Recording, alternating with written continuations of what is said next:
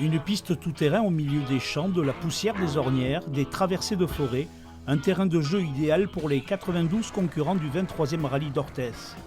Depuis plusieurs mois, l'équipe de bénévoles de l'organisation travaille au traçage et au balisage des spéciales du rallye. Allez Thomas, on va planter. On va planter les piquets les gars. Plusieurs centaines de personnes sont attendues pour la journée ce dimanche à Lanneplat. Ici, la zone est réservée aux spectateurs hors trajectoire des bolides. Un balisage clair pour une sécurité maximum. Rouge interdit et vert autorisé. Et donc il y a une sorte une règle à respecter en mettant d'abord la rouge au plus proche de la piste.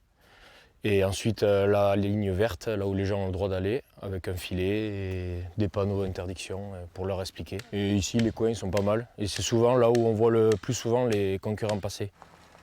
Lanneplat, c'est 12 km de piste, la dernière spéciale, après la première journée du rallye le samedi autour d'Amou dans les Landes. 92 concurrents engagés sur des prototypes 4x4 de série et SSV. Plus de la moitié sont basques, béarnais, landais ou gersois. Un championnat où plusieurs pilotes sont à la lutte pour le titre. Cette année, c'est un match à 3 entre Vincent Poincelet qui occupe la place de leader au championnat de France après 6 manches disputées et une seule victoire au Barretous. Il précède Benoît Bersens de Louis-Juson et puis Stéphane Barthes. 28 degrés annoncés, des pistes sèches, de la vitesse sur les spéciales. Le rallye d'Orthez 2024 s'annonce spectaculaire. Plusieurs milliers de passionnés sont attendus sur les 2 jours de course.